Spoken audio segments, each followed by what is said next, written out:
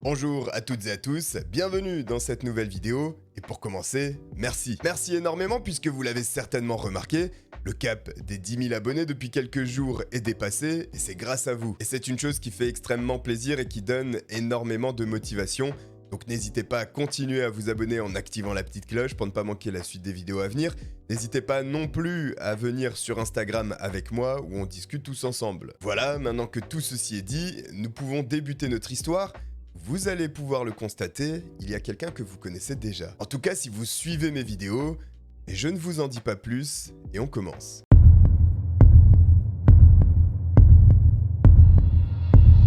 Le 4 mars 2018, un temps hivernal, nuageux et un vent glacial s'abat sur la ville de Salisbury. Il s'agit là d'une petite cité d'environ 40 000 habitants qui se situe au sud-ouest de l'Angleterre, dans le Wiltshire. Cette ville, dont l'économie est principalement basée sur le tourisme, et notamment du fait de sa majestueuse cathédrale, est un endroit normalement très calme. Et ce dimanche 4 mars, un petit événement se produit dans le centre commercial Le Maltings, puisqu'un homme assez âgé et une jeune femme qui l'accompagne sont tous deux retrouvés inconscients sur un banc. Les passants, mais également clients de ce petit centre commercial, s'amassent autour des deux personnes inconscientes.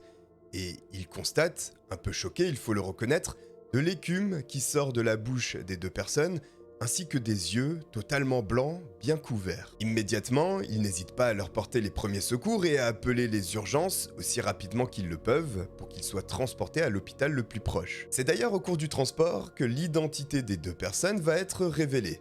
Et la première est Sergei Skripal, un homme âgé de 66 ans, un ressortissant russe mais qui vit à Salisbury.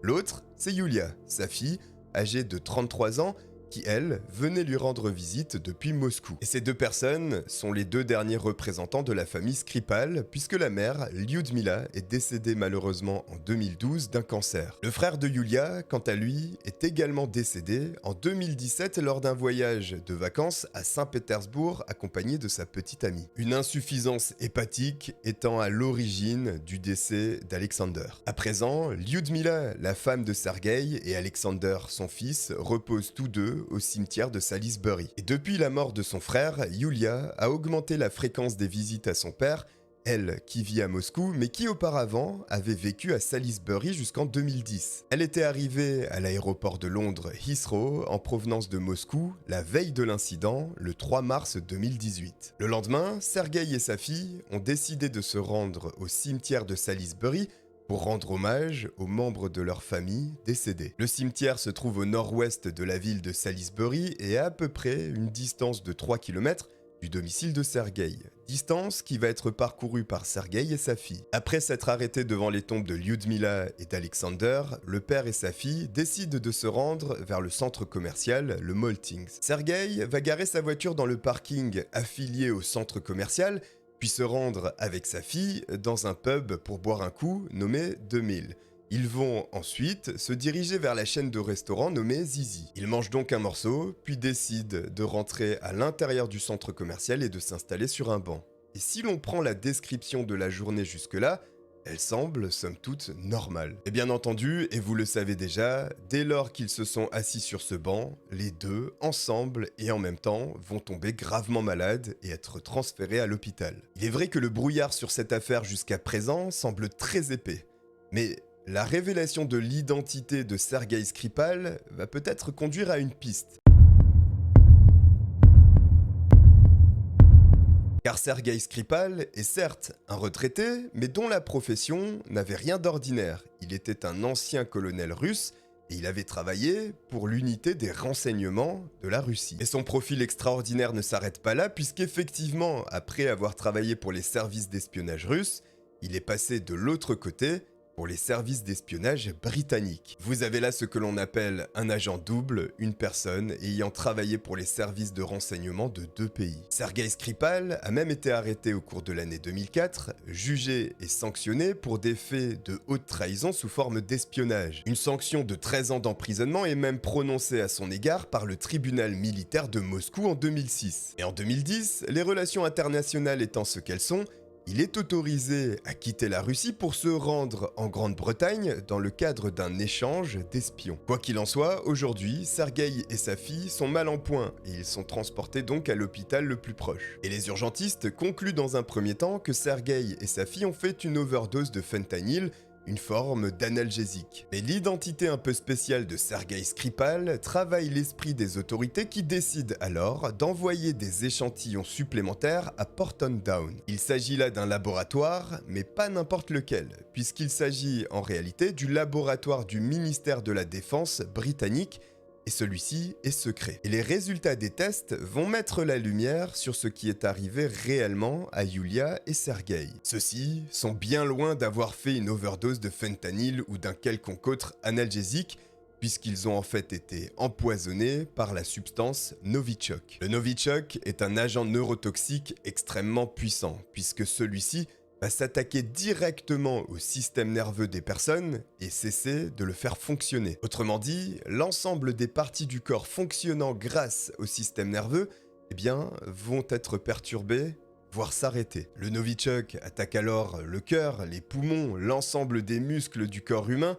et entraîne la mort. Et cette substance qu'est le Novichok n'est pas naturelle. Elle a été créée en Russie lors de l'ère soviétique par le fameux laboratoire des poisons. Sans entrer dans les détails, et sous l'URSS, l'empoisonnement était une pratique particulièrement répandue chez les soviétiques. L'État ayant même financé un laboratoire employant des milliers de personnes dont le but était de trouver et de déceler des substances type Novichok. Notez également que le Novichok, lorsqu'il se trouve dans un récipient scellé, reste actif durant au moins 50 ans. Retenez bien ça et retenez également que le Novichok ne nécessite pas une forte dose pour empoisonner les personnes. Une très faible consommation peut entraîner la mort. Sachant tout ça et au vu de la dangerosité de cette substance, une course est lancée pour savoir comment Yulia et Sergueï avaient été contaminés. Les enquêteurs et les spécialistes étudient alors l'ensemble des points par lesquels sont passés Sergueï et sa fille. La maison de Sergueï, sa voiture, le cimetière, le pub 2000, le restaurant Zizi et bien sûr le banc où ils se sont écroulés. D'ailleurs, immédiatement après les prélèvements, le banc a été enlevé et détruit, celui-ci contenant des traces de Novichok. Et des traces de la substance ont également été retrouvées au pub et au restaurant, là où il n'y avait pas seulement Sergueï et Yulia, d'autres personnes, du monde même, s'étaient rendues dans ces endroits. Néanmoins, aucune d'entre elles n'était en danger, c'est d'ailleurs ce qu'a communiqué la police. Il a tout de même été recommandé à ces personnes qui avaient été présentes dans ces lieux de laver leurs vêtements et de se rincer elles-mêmes aussi. L'un des agents de police affectés à cette enquête est Nick Bailey.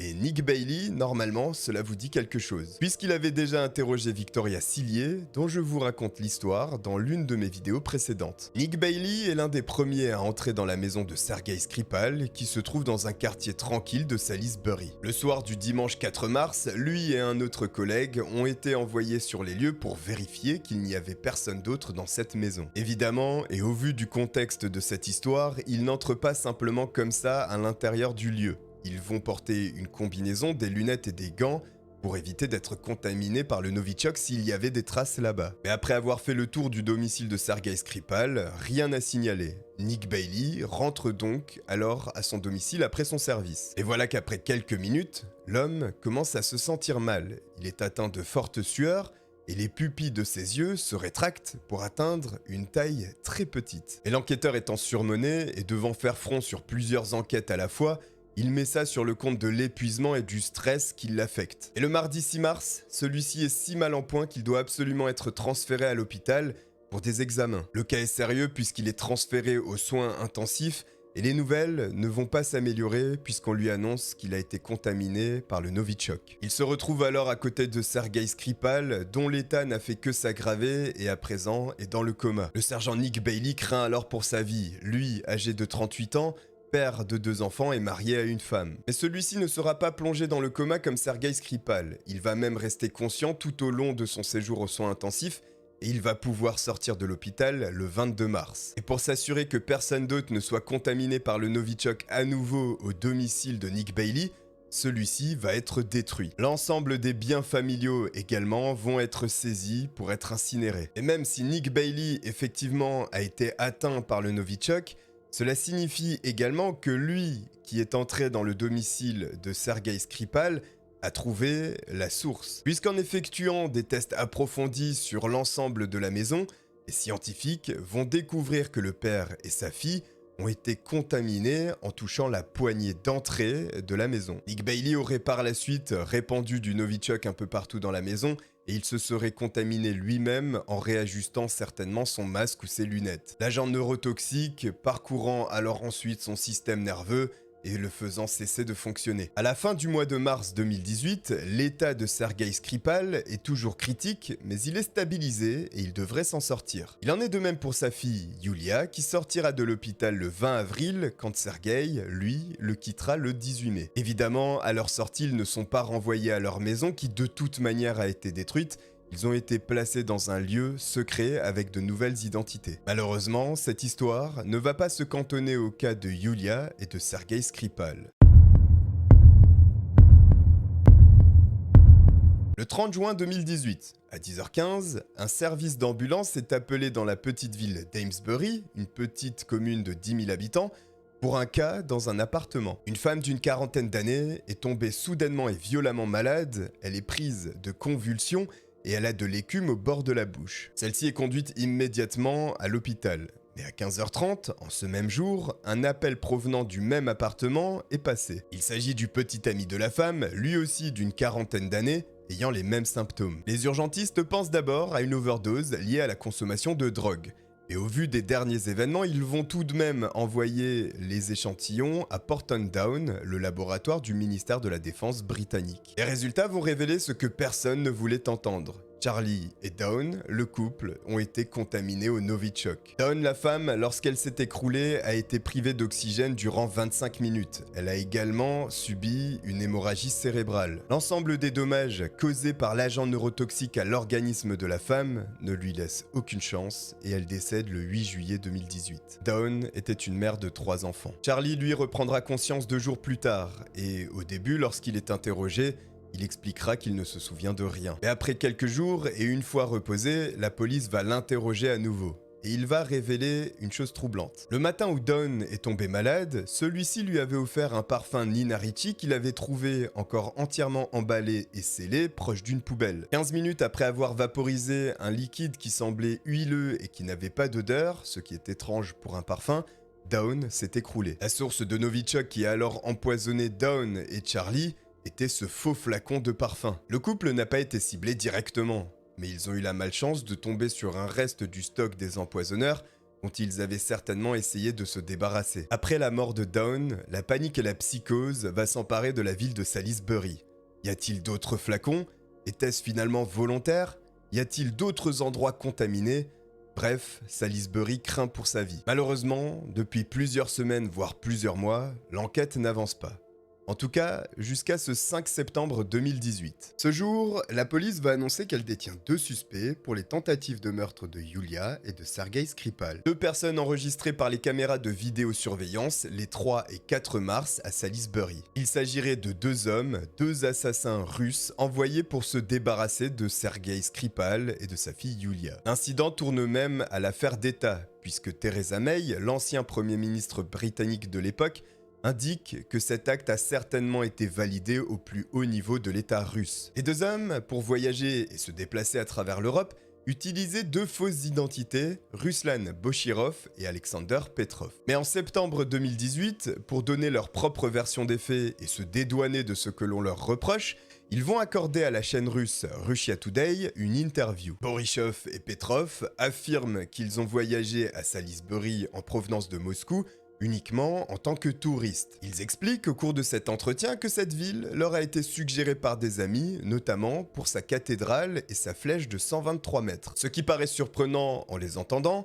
c'est que la description qu'ils font de la ville de Salisbury semble tout droit sortir d'un manuel de tourisme. De plus, Borisov et Petrov auraient réservé leur voyage pour la ville britannique le 1er mars, auraient pris l'avion le 2 mars et seraient arrivés à Londres à cette même date. Ils se seraient rendus 2 fois à Salisbury en provenance de Londres les 3 et 4 mars. Ils vont détailler pourquoi ils se sont rendus 2 fois dans la ville de Salisbury et l'explication semble troublante. En effet, le samedi 3 mars, ils prennent le train depuis Londres pour se rendre dans la petite ville, mais ils ne restent là-bas qu'une demi-heure, retournant ensuite dans la capitale britannique, estimant que le temps était trop froid. Et cette justification semble troublante, bien qu'entendable, puisque nous parlons là de personnes qui vivent en Russie, et notamment à Moscou, où le temps est peu clément au niveau des températures. Découragé par les températures la première fois, il décide donc de se rendre une seconde fois dans la ville pour visiter la cathédrale avant de rentrer en Russie. Enfin, lors de cet entretien pour la chaîne télévisée,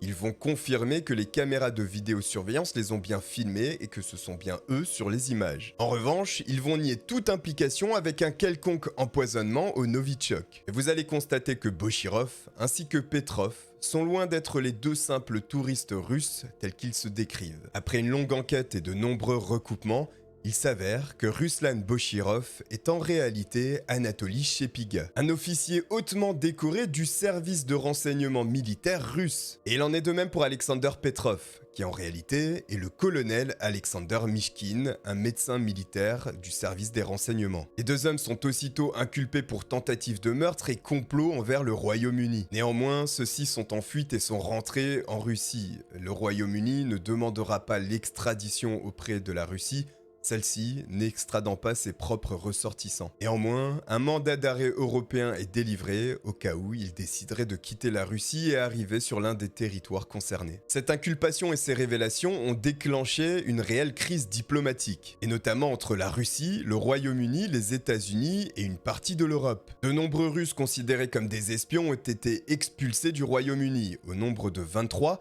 mais également aux États-Unis, et là, le nombre est plus conséquent. Puisqu'aux États-Unis, ce sont 60 diplomates russes des ambassades et des différents consulats qui sont renvoyés dans leur pays. Mais de manière générale, sur l'ensemble de la planète, ce sont 300 diplomates russes qui ont été expulsés. Salisbury a vécu dans la psychose pendant des semaines et des mois, et il a fallu passer la ville au peigne fin pour trouver les dernières traces de Novichok. Une terrible affaire qui, on le rappelle, a causé le décès d'une femme, Dawn, qui n'avait rien demandé à personne et qui n'avait pas été ciblée. Un dommage collatéral qui aurait pu être bien plus important si des enfants, par exemple, avaient trouvé le flacon de parfum. Parce que celui-ci contenait assez de Novichok pour tuer des milliers de personnes. Voilà pour cette terrifiante histoire, mélangeant espionnage, empoisonnement et affaires d'État. J'espère qu'elle vous aura plu, n'hésitez pas à liker et à vous abonner pour ne pas manquer la suite des vidéos à venir. N'oubliez pas non plus Instagram et Twitch en description. Merci de m'avoir regardé, je vous dis à très bientôt. Ciao.